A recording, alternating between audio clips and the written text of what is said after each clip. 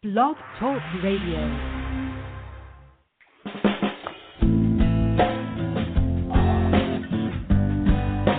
Are you able to get on?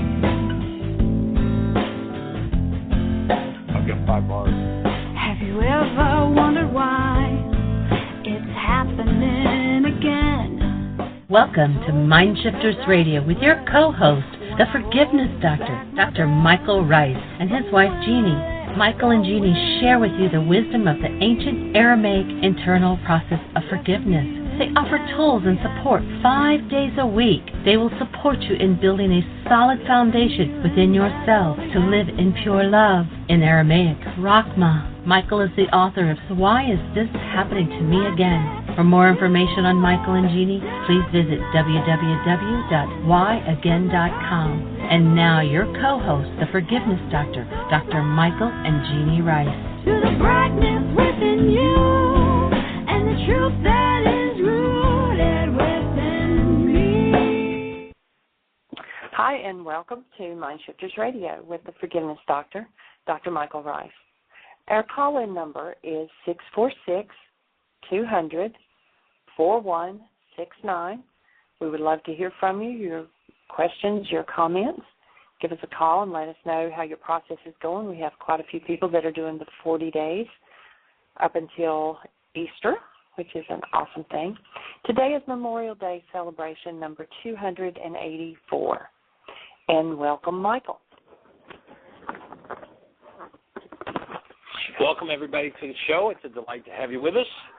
Once again, we are in beautiful High Springs, Florida, looking at the dogwood trees and beautiful sunshine, and we send warmth to those who are in colder climes.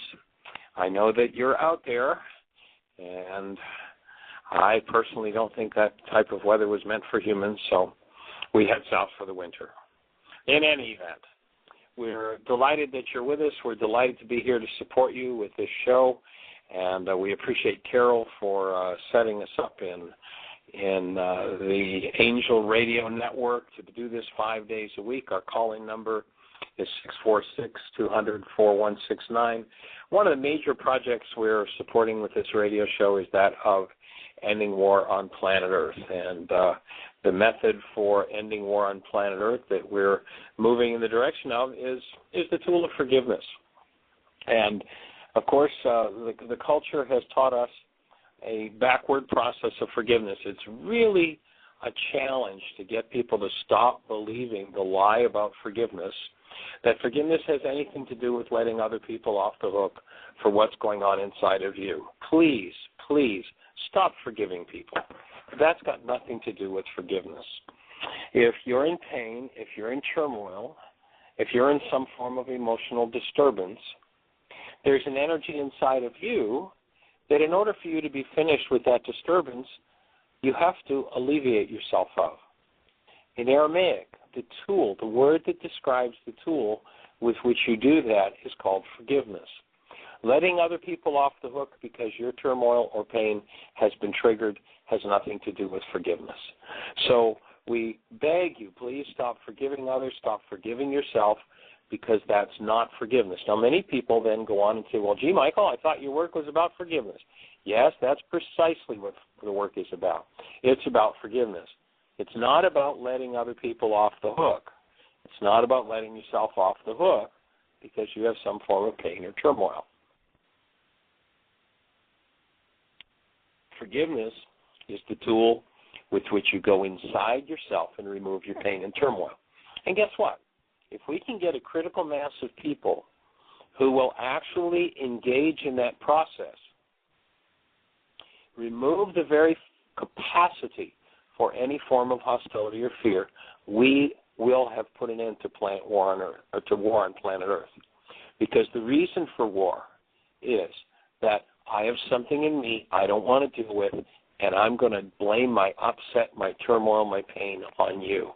And the ultimate effect of that is, I think if I can kill you, then my pain is going to go away. Well, you'll notice no matter how many people you've gotten rid of, you watch somebody who's, let's say their pain seems to be all about their power person, and the power person's been dead for half a century, and they're still in their turmoil and pain and blaming somebody else for it. So if you want to engage in that tool, we invite you to go to our website, which is www.whyagain.com. And on the right-hand side, you'll see a link that says Download Worksheets. Click on that link, and the first 7 links under that section will give you the whole forgiveness story. It will give you a new chapter 24 of my book, Why Is This Happening to Me Again?, that describes the forgiveness process. It will give you a copy of the latest forgiveness worksheet. And by the way, probably before the end of the day, we'll be posting a new worksheet, which has some more new refinements on it. So it'll give you the latest worksheet. And then the next series of links will give you 5 radio shows where we have personally walked someone through the process of forgiveness.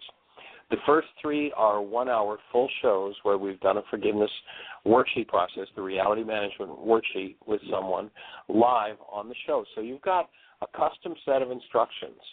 You know, people oftentimes say, well, I just didn't know how to fill it out. Well, there are 4 complete sets of instructions for doing the worksheets.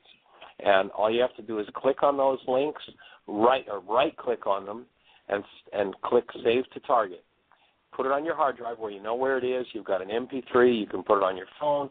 You can put it on your tablet. You can put it on your iPod. You can put it on your MP3 player, whatever. And you've got full instructions for how to change the realities in your mind. And so we're here to support you in that. And Jeannie, Dr. Tim with us, David with us today. Welcome, gentlemen. Either of you gentlemen have anything to share with us today? Welcome. Good afternoon. Things are going well. Can hardly hear you, Tim. How about now? Oh, better. Much better. This is things are bright and sunny here in Illinois. Things are going well, and I was just listening to your intro and thinking, oh, good, another new worksheet. Now give me more worksheets to do. You just don't like that change, do you?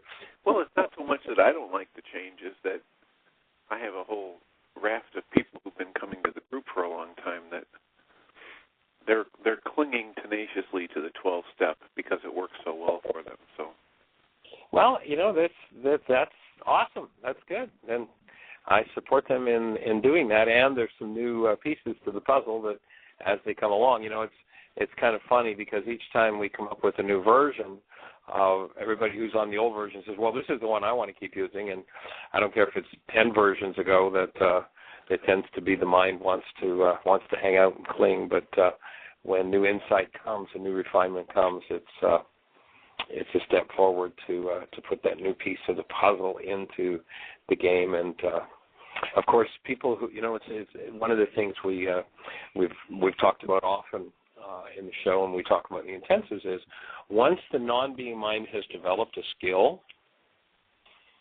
that's based in some form of hostility or fear, it's going to continue to hallucinate reasons to use that skill.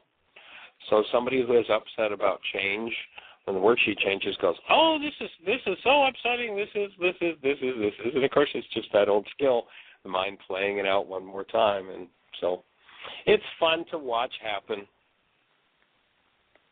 Well, and then there's the other part of it that you are frequently talking about, which is the need to build the brain cells to be able to comprehend things at deeper and deeper levels.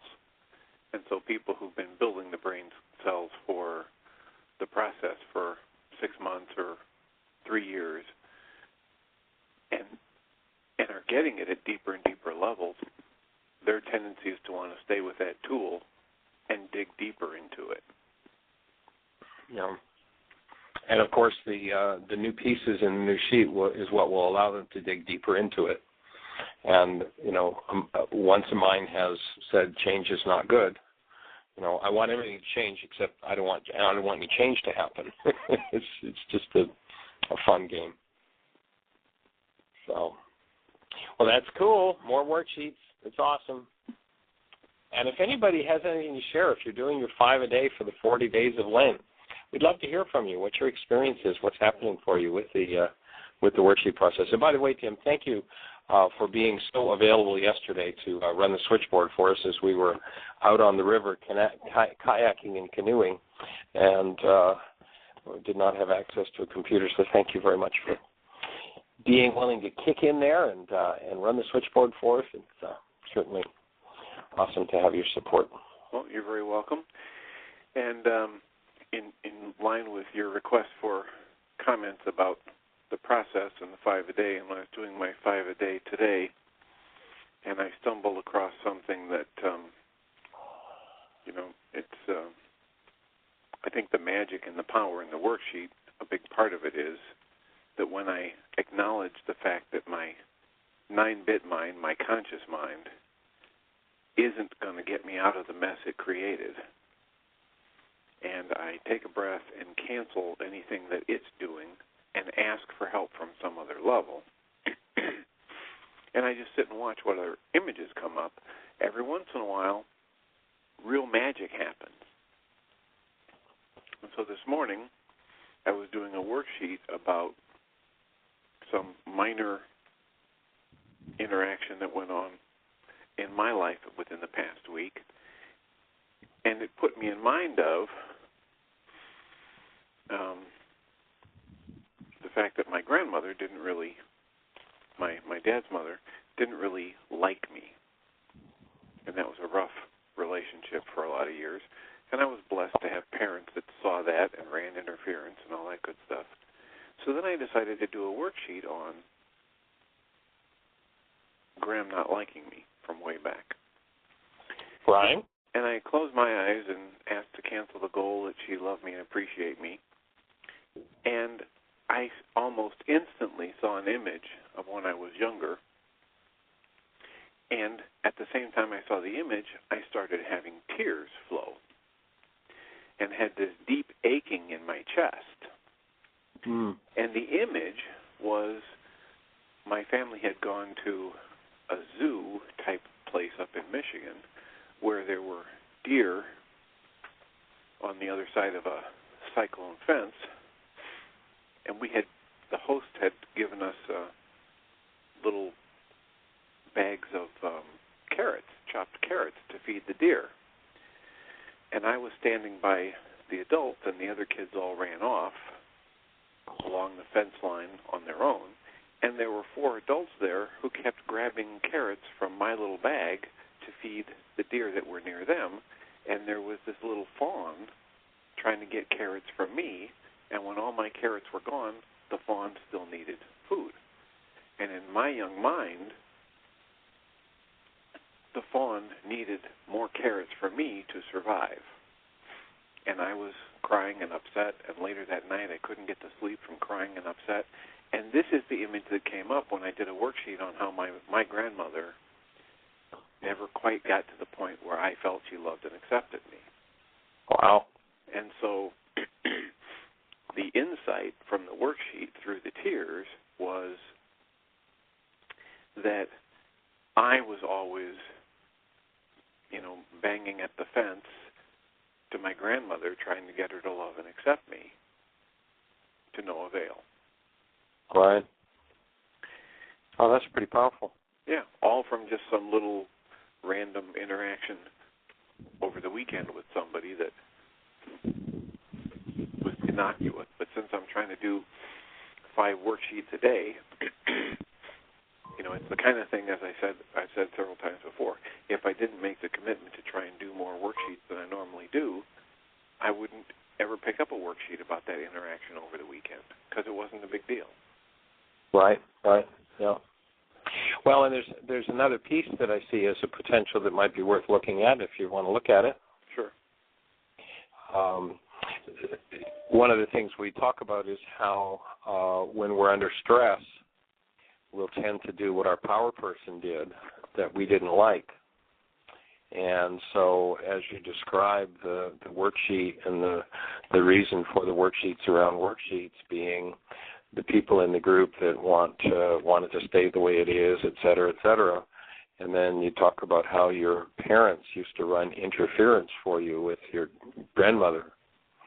And is there a part of you that might be worth looking at is still running interference for people, the way your your power person's modeled for you had to be done, instead of letting them be responsible for their responses and do their own worksheets around the worksheet change. Okay, I'll make a note of that. Might be worth looking at. There might be some gold in there. Will do. Cool. Awesome. And David, are you with us? I am with you, Michael. How are you doing? Oh, David, welcome to the show. I am well, thank you. Good. Glad to hear that. Hello, Tim. Nice to hear your voice. Thank you again for your support, knowing that things are handling and going on in Illinois. Things are well here. A little overcast, a little breeze, and some strong winds. It's pretty normal for this time of the year. This is March, what's that expression about March winds? Comes in like a lion, goes out like a lamb. So it's been like a lion so far. So do we have any callers, any comments, thoughts? Well, we'll see it going out gently. And Jeannie, anything happening in the chat room? Any callers? We have a hand up. Let's talk to our caller, area code 810-810. Welcome to the show. Give us a name and where are you calling from? Thank you. Great to be here, Jeannie and Michael. This is Adam calling from Lansing, Michigan. Welcome to the show. Delighted to have you with us again. Yes, thank you. What exciting things are happening in your process, Adam? What's that? I say, what kind of exciting things are happening in your process today? Yeah, lots of exciting things. I've been processing lots of things that have not been pure love, so that's good to be moving those through. And, Rex has been really helpful. He's been very generous with his time and his wisdom. And I actually just got off the phone with him a little bit ago, and I am inspired to be cause in my current relationship. My fiance is thinking about leaving me, and I didn't sleep a wink last night, and I have been really looking into how I can be cause in creating love in our relationship, because it's valuable to me, and I would like to receive as much support as possible in finding some ways to do that. Well, we'll certainly hold the space and give you as much input as we can. And, of course, one of the first things to do is to let go of the need to create love in your relationship, because love is not something you can create. Love is created and is what you are. My input would be that you find ways rather to move out of your physiology those things which are not you, so that you, love, can show up. There's a great line in the Course in Miracles that says you need not seek for love. You need only seek, find, and release the barriers you hold within yourself against it. And so if you're in a situation where you're being threatened with her leaving the relationship, then, what does that bring up for you that takes you out of the space of love? If you try to override that by creating love, you'll be kind of sabotaging yourself. So my input would be that you look at, right square in the face, what comes up for you. Am I feeling abandoned? Am I feeling angry? What's going on for me that resonates in my physiology as a result of, or apparently as a result of that action by her? What resonates in me that I could be deleting now, forgiving, so that I show up in the face of abandonment or leaving, I show up as the active presence of love. So what kind of issues are coming forward with you as you're hearing this conversation about I'm out of here? Yeah, well, thank you so much for clarifying. I do have a tendency to want to control things, and that gets me into trouble because, I can't do that. So, I would like to be with love. So the first worksheet I'd suggest to start while we're talking is one on self, with yourself as the object of attention. Number 1A would be Adam. And then the situation, number 1B, I need to be in control. Yes, very good. And what's the feeling around needing to be in control? Usually there's some kind of a fear-based thing, needing to be in control. Yeah, it's definitely fear. Just like you know. So then I fill in number one. I fill in number 1C with fear, and then what's the thought? You know, and the thought might be, you know, if you tap into this whole scenario that's going on, and you really thinking you need to be in control and having fear, what's the thought that drives the fear around that? It's the fear that displaces love. So what's the thought that drives fear? Yeah, the thought would be something like, you know, if I'm not on top of this, you know, bad things are going to happen. Okay. So then I'd put in there, bad things only happen if I'm not in control. Sure, that sounds good. Okay. So that's the thought. Now does that resemble the actual truth? Or do you find that when you try to control things, that's when things go nuts? Yeah, this is the latter, the second part. Notice how we can trick ourselves. If I'm not in control here, things are going to go wrong, and the actual truth is the opposite is true. When I try to control things, that's when they go berserk. But we hold beliefs that are based on, you know, usually based on some kind of a power person dynamic, and it's not until we can confront the truth of it that the shift can take place, and I can really let go of that need to be in control. So then, you know, just simply jumping to the goal being in that situation, I need to be in control.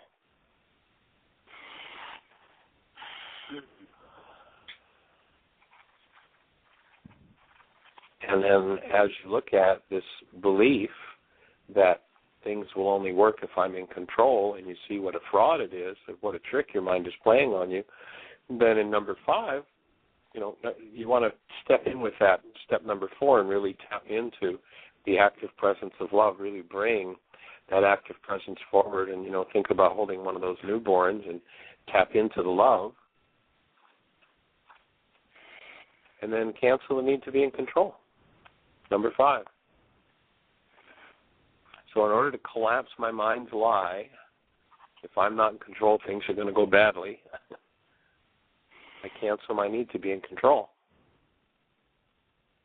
And then knowing that this is just the tip of the iceberg, when your mind tells you that lie, that underneath the surface there's a whole cadre of things.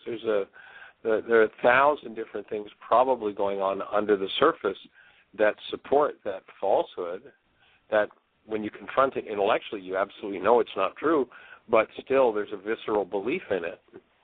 And there's a visceral belief because there are 1,000 different dynamics going on the cellular level of your mind that keep supporting that false belief. And so this is where you want to invite, you want to ask. There's a power bigger than you are. There's a power that knows how to collapse and dissolve those things that lie under the surface, and the degree to which you are willing to invite that power to go to work, those things will begin to dissolve. And so moving through canceling the goal to be in control and then inviting Ruka Dakudsha, and for those who are new to the show, Ruka Dakudsha, if you look at the website and look at our worksheet, there's a definition at the bottom of the page in the worksheet that speaks about this term Ruka Dakudsha, which in Aramaic was an actual, literal, elemental force in us that when invited into activity, and only when invited into activity, undoes the effects of our errors and teaches us the truth. So this is the step where you're willing to surrender to that power. You're willing to ask that power to assist you in taking things to the next level. And as you ask that power to go to work in you, so I invite Ruka to undo the effects of my errors. Teach me the truth. Show me the truth of this. And breathe. What happens as you do that, Adam? I get in touch with a deeper layer, get in touch with, a sadness. There's a sadness underneath the fear. Okay. And if you look at the thought beneath the sadness, so what I do at this point is I'd be starting a second worksheet. Okay. And I'd fill in number 1B, sadness. I'd fill in, number 1C, sadness. Number 1B, what exactly does your mind look at, or what's it looking at as it sees this sadness? What's the object of attention of the sadness? I think in realizing that, nothing can be controlled, or I can't make things to be exactly how I want them. Okay.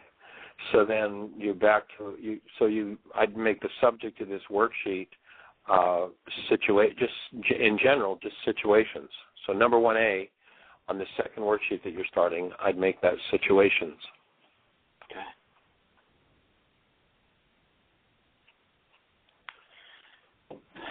And then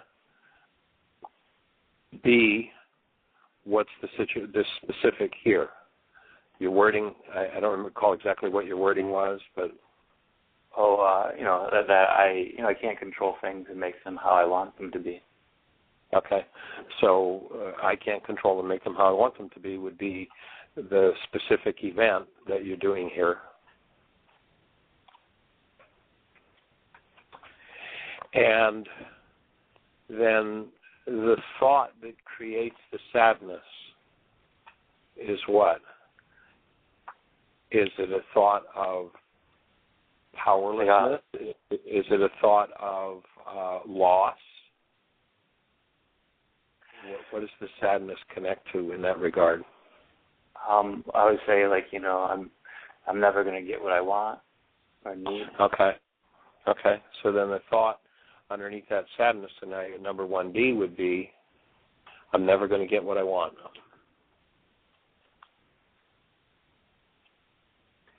Ooh, that's quite a load to live under, isn't it? Yeah, that is. So how different you're letting yourself now, and just looking at the power of drilling down into this level of your mind where the underlying belief is, I'm never going to get what I want. What kind of crazy things have you done in your world to try to get what you want because you hold this belief that you can't have it?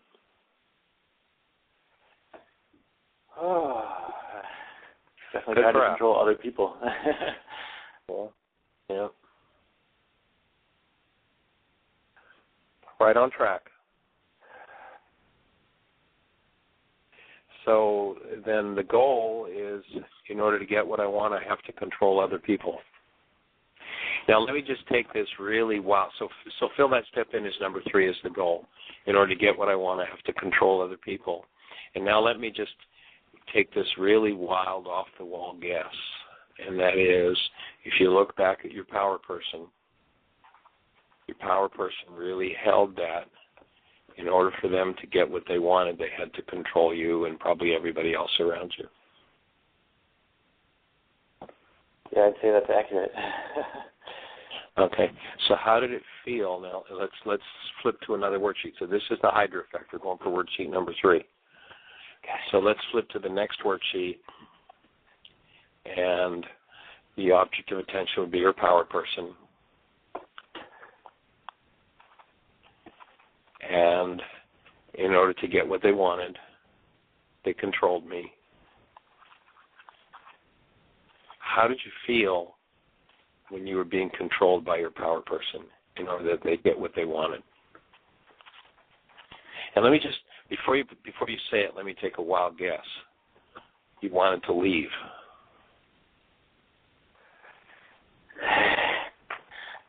Good breath. Yeah, and I also would say feelings of suffocation or, caged rage, that sort of thing, Okay, jot it down. So notice that with your need to control your fiancé, they're probably all the things she's feeling and why she wants to leave. Because instead of Adam functioning out of conscious creation, Adam's functioning out of his power person dynamic and has given up his power to his power person dynamic, which is the whole belief you can't get what you want if you don't control people, and so you control people and you pretend you get what you want, but then the truth is you live in grief and loss, and people leave because they feel suffocated, destroyed.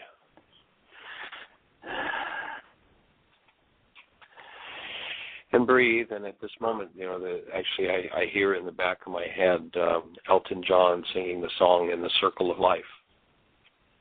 Only this is not the circle of life, this is the circle of death.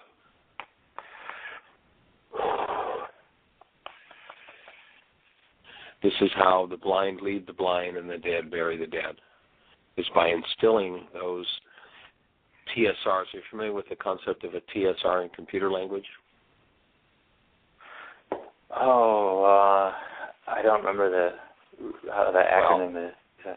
Well, in the computer world, you have programs. You don't want them to run all the time, but you want them to be readily available. So if you look if you've got a Windows computer down in the bottom right-hand side, there's a little window with a bunch of icons in it, and they're all TSRs, Terminate and Stay Resident. They've stopped running, but they're there to go back to work in an instant when they're called on. They're operational, but not functioning at the moment. They're there to be called on.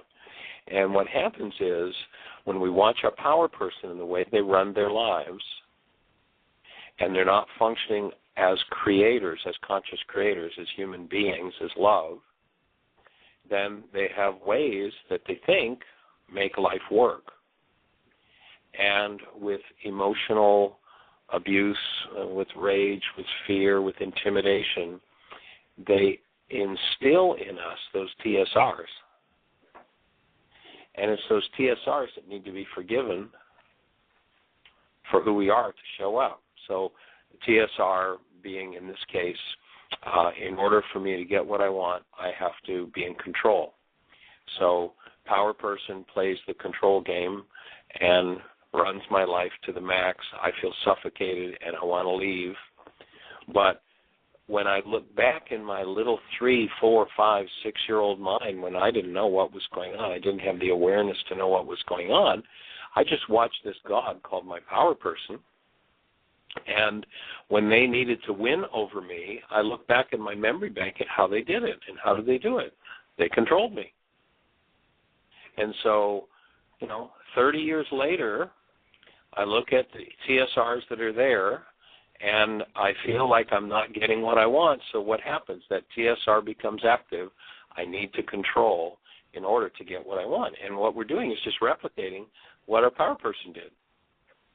When one's functioning out of this carbon-based memory system instead of out of a human life, instead of out of their human beingness, by functioning out of this carbon-based memory system, they can only function out of whatever's there. And if the TSR is I have to be in control in order to get what I want, then I'm going to reach out and attempt to control everybody and everything. And, of course, they're going to feel the same way I did when I was controlled. It's not going to work. They're going to feel smothered and say, hey, I'm out of here. To hell with you. I'm gone. And when we delete, when we forgive these TSRs, when we literally remove them, they're no longer there to be activated by stress in our lives, by the goals that we hold, and we function as human beings, and we make the space for other human beings to function as human beings, and we play together, and we create consciously rather than just replicate the past generations. You go back to Yesh when he says, look to the lives of the fathers, for ours are but a shadow of theirs upon the earth. We're just playing out those power person dynamics if we don't rise above, especially the emotionalized TSRs that are resonant within our structure. And this worksheet process, the forgiveness process, is about deleting those so that instead of, there's stress up. What are we going to do today between me and my fiancé? And she has goals, and I have goals, and now we're both under stress. She probably reaches back to her TSR, which matches the matching bag of garbage to yours, and yours is I control, and so hers is probably I rage in order to resist control. And now you have two power persons battling it out, and they're both from previous generations. It's not even us. And when you collapse those through forgiveness, when you delete those, then You get to show up as this awesome, creative being that knows that you don't have to have anything to have everything that you want, because you've got what you want. You've got a human life. You have the direct experience of this awesome, active presence of love that you are, and you know that nothing else is needed. And now you're playing with and inspiring this person you're in relationship with, who also knows who they are and has everything they want because they have a human life. And together you consciously, through your human beingness, say, so what are we going to create today? Rather than I have to control you to get what I want, or in the matching bag of garbage being, and I have to rage against being controlled so that you get what you want in order to get what I want. And, just those power person dynamics just play and play and play.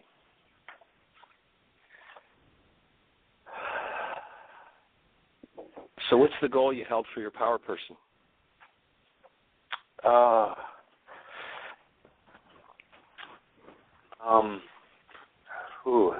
not sure about that. Like maybe I wanted to be free, I suppose, or sounds like it. Wanted to reflect, to help them experience love. Maybe those are two. Yeah. So it sounds like you wanted them to function as love and to give you liberty. Yeah, that's great. How do you suppose your relationship with your fiance would go if the only goal you held in the space of that relationship was for you to function as love and to offer her liberty? That'd be good. That'd be hot stuff right there. That'd be good. I think it'd go really well. Yeah, I think it'd go really well. Dance in the streets. So my offering to you at this point is, when they said to Yeshua, because before I get that thought, because when you look at what your power person did, if you went back and had a conversation, I guarantee the dynamic was precisely the same with their power person, which was grandma or grandpa. And you could go back and look at the generation before that and the generation before that and the generation before that. And these are all errors. And in Aramaic, the word for error is sin. When they said the sins of the fathers are passed to 3 and 4 generations, this is a dynamic that's been going on for a long time. And so you don't just confront it once and say, oh, okay, well, now I'm finished with it. Now everything's going to change. When they said to Yeshua, well, how many word sheets do we have to do around this issue? Is 7 of them enough? In Aramaic, what he said was no. He said 77 times 70. How many times will you have to go in to delete the emotionalized trauma that's been going on for how many generations around this control game in order to get what you want? And if you went back and you interview your mom and you interview your dad, I guarantee if they're really honest, they'll say, being in control never got me what I wanted, but, that's all I knew how to do, never could get past it, don't know why I kept doing it, it never worked. And if you went back and interviewed your grandparents and their parents and their parents, they'd all be saying exactly the same things, just like when I confronted you with the question, well, how's it working? Well, it's never worked. Well, it's never worked in any of your generations, but here's the thing. Carbon-based memory, this multi-generational data bank called the body-mind unit, can't let go of anything. It has to be instructed to let go. In India, monkey meat is a delicacy, or at least it used to be. I don't know if it is today. And the way they would trap monkeys is they'd take a coconut and they'd cut a very tiny hole in, just big enough for a monkey to get its hand in, and they'd hollow it, they'd take the coconut meat out of the coconut, and they'd put some food in it that would be attractive to a monkey, and they'd nail it to a tree. And the monkey would, smell the food, go up, stick its hand in the hole in the coconut, and take a handful of food, and now its hand was too big to pull out of the hole, and it was trapped. And it wasn't smart enough to let go. And it was captured and eaten. This monkey body, monkey mind, once it holds a belief, cannot change itself. Even though we look at it 1,000 times and say, well, it isn't working, it isn't working. Well, it still isn't working. That monkey body, monkey mind can't let go. It's got to be instructed to. And this is how you instruct it to do that, through this forgiveness process. That's awesome. Because, it's not so fun holding on to it. Yeah. And so I don't know if your fiancé is listening today or not.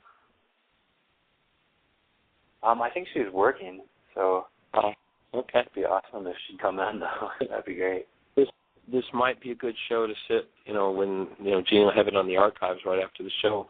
Might be a good one to download and sit and listen to with her and explain and share how, the insight you're getting and, you realize the insanity of what you've been doing and that it's time for that dynamic to change. And then begin inviting support for that to change rather than keep playing it out, because I promise you it will come up again. You're not finished with it. The fact that you've looked at it once probably doesn't mean it's finished yet.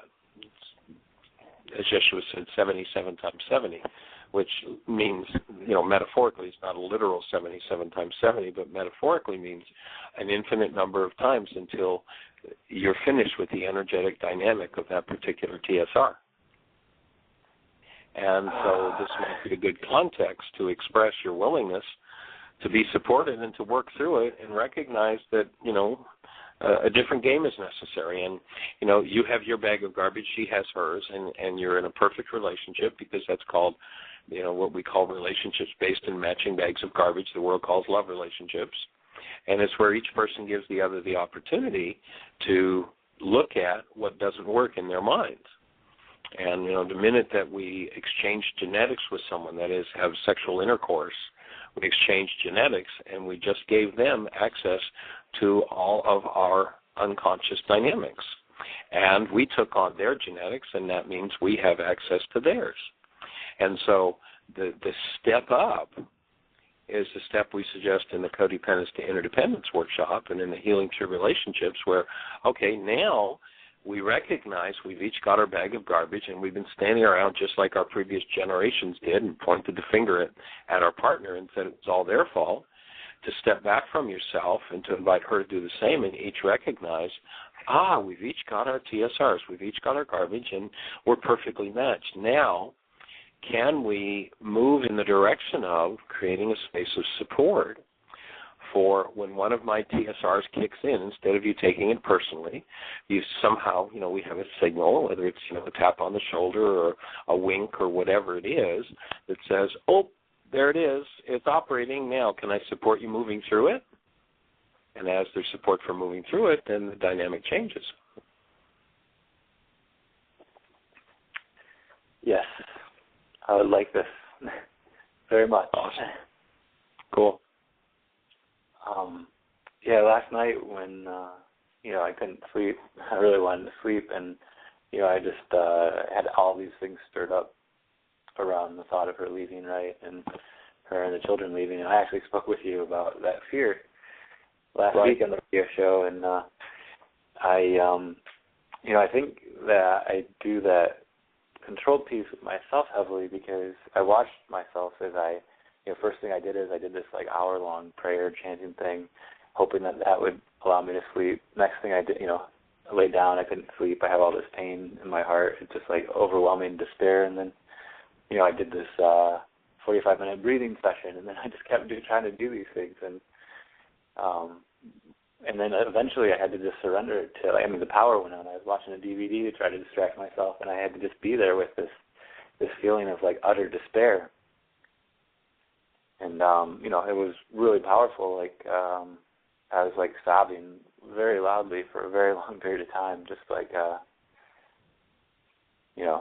asking God where God is, and realizing He's there. She is there all the time, but I don't know why I don't feel it all the time. Maybe it's all that stuff that's veiling it. You want to know why you don't feel it? Yes. Because you have false gods. You have other things you think will protect you, like being in control. See, if I think that the control God is the best God and that's what's going to allow things to go the way I want it to go, then I give up my relationship with love and take that on as a false God. And that false God creates graven images in my mind that block me from my awareness and connection to the active presence of love, the true creator. And so as long as you believe in other gods, as long as you hold false gods, those gods will create pictures in your mind. They'll create all the graven images you need to keep you blocked and out of the actual presence of love. And just another wild guess, and I know that your sister's doing worksheets, and I know you said your mom was. You might go back and check with mom and dad and sister and see what it was like with them, and how, if each of them have been up against this wall of utter despair. And as each of you begins to work on collapsing this utter despair, and that will happen when you cancel the goal that creates the projection that the despair is about something outside of you. That feeling of utter despair that you finally came up against is resident in your tissue structure, hasn't got anything to do with your fiancé threatening to leave. It's got to do with the content of your physiology. And this game of trying to be in control so that you don't have to face and feel this God that you love so much called utter despair. And I say you love it because you hold on to it against all odds. Right? Yeah, that is accurate. And it's probably been being held on to in your generations, but for 1,000 generations. Again, that monkey body, monkey mind, once it acquires something, can't let go of it. It's got to be directed to let go of it. And the instant that you choose to collapse your capacity for despair, guess what? Despair will disappear, and it will be replaced by love. Because that's the only thing that's true about you and around you. You know, think back to when you first held your newborn baby. What was the presence? Oh, yeah, it was totally awesome. Love, so presence. Totally awesome presence is who you still are.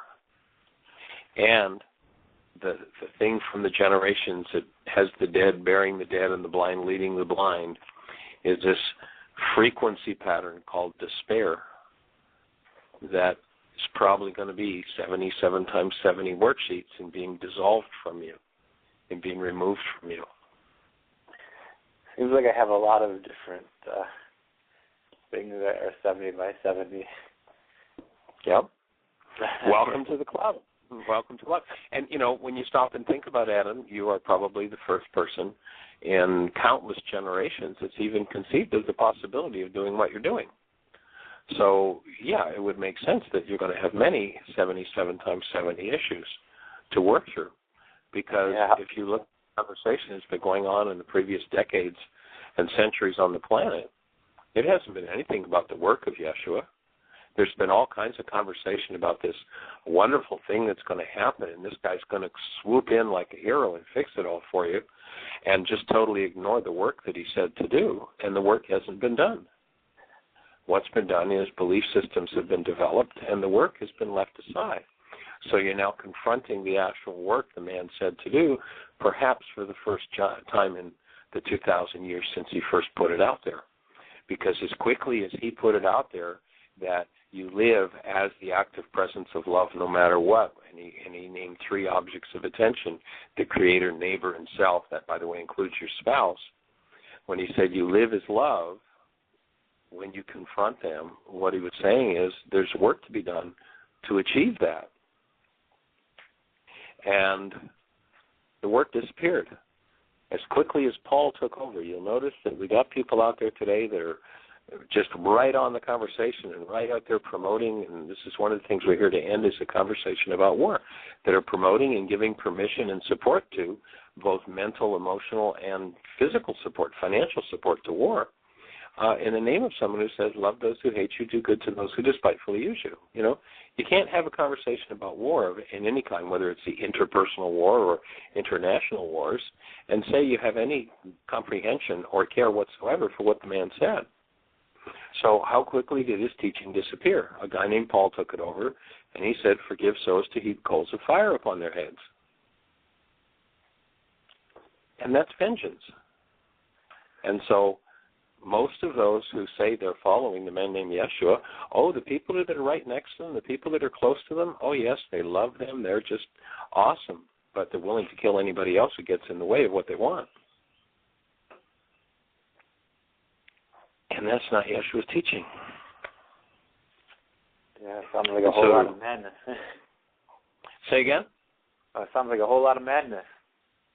Yeah, It's a whole lot of madness, and it's been going on for 2,000 years.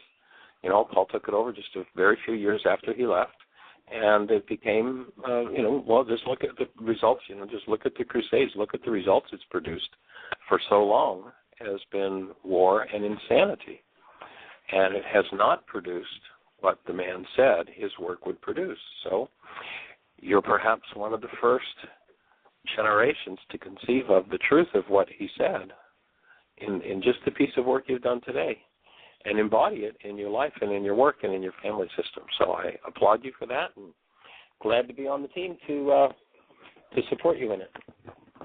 Yeah, thank you so much for making this work accessible. It's so helpful, and I was wondering, this,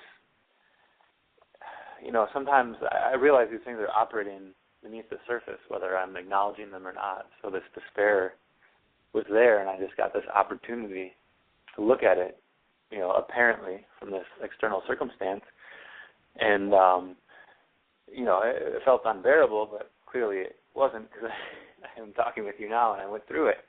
And through the worksheet, without these external triggers, sometimes I've had a very hard time pulling up these energies to heal.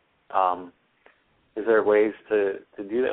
If I get really, really committed to the worksheet process, will I be able to just dredge these things up so I can heal them, so I don't need to experience these external situations? As Dr. Tim shared in his sharing earlier, that he picked up and where he normally does, 1, 2, 3 worksheets a day, depending what's going on in his world. He made the commitment for Lent to do 5 a day, and so in those additional 5, that thing that he shared this morning, that was a major piece of his puzzle with his relationship with his grandmother, and how that tied into his experience as a child. And so, that's the key, is the forgiveness process. What it does is it allows you to delve into the 95%, to drill down into the 95% of what's going on in the inside that most of us never even look at or never conceive is there. We're totally oblivious to it. But that's where the power lies. That's where, if you go to the ancients, they said, take care of the heart, for out of it are the issues in life. And the heart would be the unconscious, this dissociated state of mind. And most people don't want to drill down there because that's where the pain is. And what you've just done is a major drilling operation, and when you do that every day, that's when you move through to the deeper levels and those dynamics. And, of course, all of these, every workshop that we do is another tool for doing exactly that. Yes. I've been doing 6 worksheets a day, and, the other day, right after this, certain of that, when I was feeling a lot of stuff come up, I did 14 worksheets, and I, with working with Rex, he's helped me understand that, the way that I'm doing worksheets is sometimes I can get stuck in a certain cycle, and because doing these worksheets with you, right, it uncovers these things that are very clear, and yet sometimes when I'm doing worksheets with myself, it doesn't seem like things move much, right? And it feels like I'm going through the motions, and I want to do them more authentically. He suggested that I invite Ruka to help me out in writing what I need to look at. So I was wondering, do you have some suggestions for? Because I've been doing all these worksheets, and I really think that I could get much more out of them if I just really hunkered down and they've created a greater space of attentiveness and openness, and because I do see that part of myself that doesn't want to feel the pain, right? Exactly. Yeah, most people set, the control game for most people is about setting their lives up so they don't have to face their pain. And so the pain remains unconscious, which is why they spring into some form of aberrant behavior at the slightest provocation. I'm not going down there and looking. That stuff's in the basement. I don't have to deal with it now. And of course, there's a line in the Course in Miracles that says, what a petulant device. We take the thing that we don't want to deal with, and we hide it in the only place in the universe where we're guaranteed to get to look at it over and over and over again, inside of it.